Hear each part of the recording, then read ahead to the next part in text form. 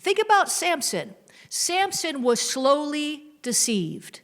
And it was through women. They say in ministry, it's the gold, the girls, and the glory that men fall for. The gold, the girls, and the glory. In other words, the money, the sex, and the power.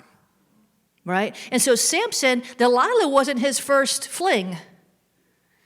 Delilah was not his first discretion.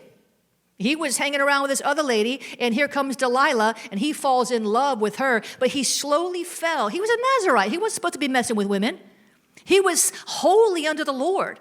He was set apart like John the Baptist from the mother's womb. An angel came and announced Samson's birth. This was a special, special, special man with special strength. He got everything from the Lord, and he slowly let the lust of the flesh tempt him to have an illicit relationship, and then God didn't judge him for it. Why? God didn't immediately, because God is gracious and merciful and long-suffering. But then he kept messing around. He started messing around with Delilah. And eventually, she sucked him in, and guess what? He ended up with his eyes gouged out, walking around in circles, pushing a millstone. He was blind. Deception will blind you to the truth, to the point that you can't even receive the truth as the truth, to the point that you think the truth is actually the lie, to the point that you're like some kind of, it's a spirit.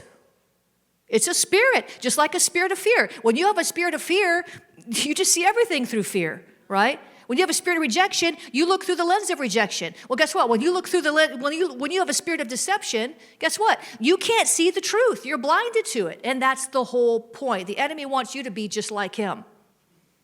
Jesus wants you to be just like him, and the enemy wants you to be just like him. So there's this war over who we're going to be like. Whose image are we going to be conformed into? Are we going to be conformed to the image of Christ, the spirit of truth, the spirit of love, the spirit of joy? Or are we going to be conformed to the image of the enemy, the wicked one, the liar, the one who devours, steals, kills, destroys?